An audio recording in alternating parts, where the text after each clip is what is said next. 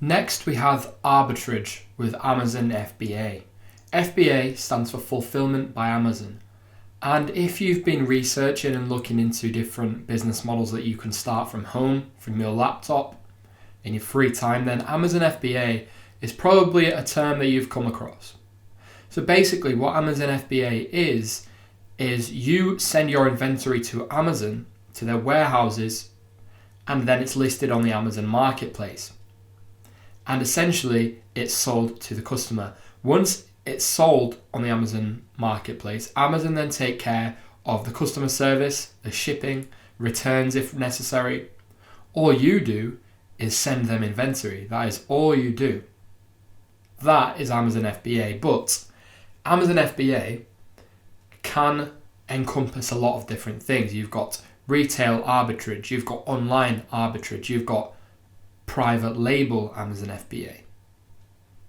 What I want to talk about today is arbitrage. So everything but private label. I want to talk about retail arbitrage and more specifically, because I prefer it, online arbitrage. Now I have experience with online arbitrage. What online arbitrage is, and retail arbitrage as well, is you buy something from a retailer at a low price. Perhaps it's in a sale or there's a special offer. So you buy it at a low price.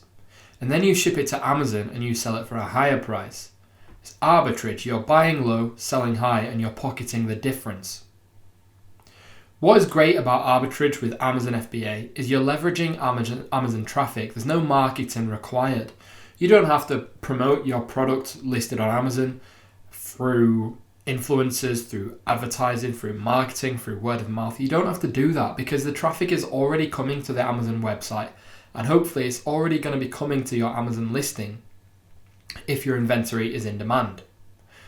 And also what's great about the arbitrage side of this is you can leverage brand awareness, brand loyalty, and demand in a brand. So you can, for example, buy Lego in Lego sales, ship it to Amazon and sell it with Amazon FBA, leveraging the Lego brand awareness, the brand loyalty, and the demand that comes, especially around Christmas and holiday seasons, with buying Lego and, children's toys and things. There are plenty of services to help get you started with arbitrage with Amazon FBA. There are things such as Keeper.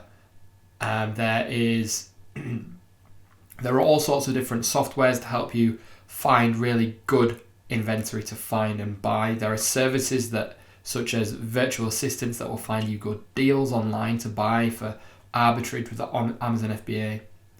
And you could start as small or as big as you want, really, and scale as fast as you like based on your available resources. So you can start with £100 investment in stock. You can sell that and that'll turn into 150. You can spend that 150 on stock and that'll turn into 250. And you spend that again and it turns into 500 and it snowballs. And you can see how quickly you can scale. Or you can start with literally £10 and go from there. It will take you a lot longer to get to, £1,000 a month, but it is doable. It isn't fully passive. There is an active aspect to it, and that is sourcing deals, buying the stock, receiving the stock deliveries, and then getting the parcels ready and shipping to Amazon. And additionally, Amazon fees and referral fees can hit your profits pretty hard. You need to have some good margins here. And some retailers can actually cancel suspected arbitrage orders. We see it a lot actually with places such as Toys R Us and Tesco, where online arbitrage sellers will find awesome deals that they know they can sell for more on Amazon. They'll buy them in bulk, but they'll get caught and flagged by the systems, by these retailers, and the retailers will cancel the order. So it can be difficult. But it is an awesome model for beginners in e-commerce especially, and it's great for people who like to bargain hunt because the retail aspect of it, the retail arbitrage, is basically, it involves you going into shops, charity shops and things like that, scanning barcodes with an Amazon scanner app, checking the price on Amazon, and if it can sell for more at a profit on Amazon, you buy it from these shops on the high street, ship it to Amazon, and then you sell it and pocket the difference as profit. So this is a really interesting model, and it is something that I would recommend if you have no prior experience in e-commerce and if you don't really want to market or advertise. It isn't particularly a long-term business though.